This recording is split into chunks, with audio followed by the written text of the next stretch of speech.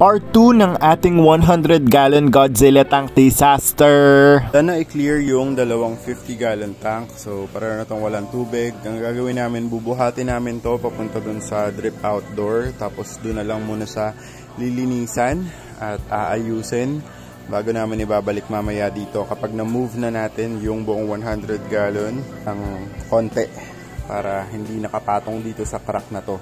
Siguro hanggang dito natin yung magiging dulo ng 100-gal.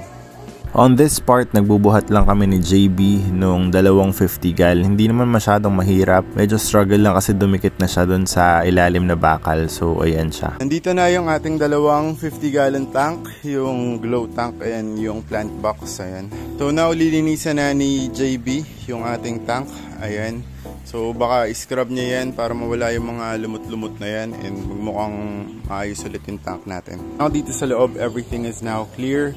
Tatanggalin ko na yung tubig ng 100-gal kasi kailangan ko ilipat yung ating mga isda. Ililipat natin yan. Dito sa planggana, lalagay natin ang aerator. Temporary lang naman yan. So gagamitin natin yung tubig din ng 100-gal. Pupunuin ko yan para dyan muna sila habang inaayos natin lahat dito. Sinasiphon ko lang yung tubig ng 100-gal. Papunta dito sa containers na yan. Pag napuno yan, ililipat natin dun sa planggana. Hulihin ko na yung mga isda dito sa 100-gallon tank. Yung mga molly, live bearers, small fish, ilalagay ko na lang dito.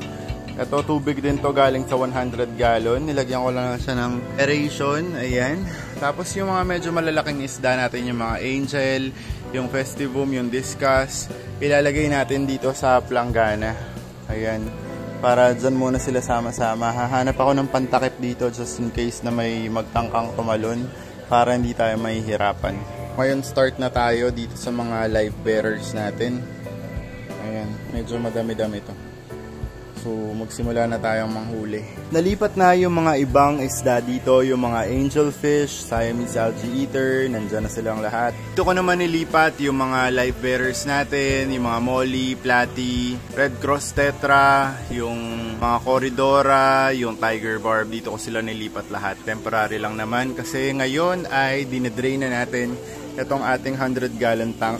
Meron pang mga nagtatago doon, may isang loach, mandyan yung discus, may mga Buenos Aires, mga angelfish pa. Kailangan ko lang ibaba yung tubig kasi nagtatago sila doon sa dragon stone piece natin doon sa bandang likod.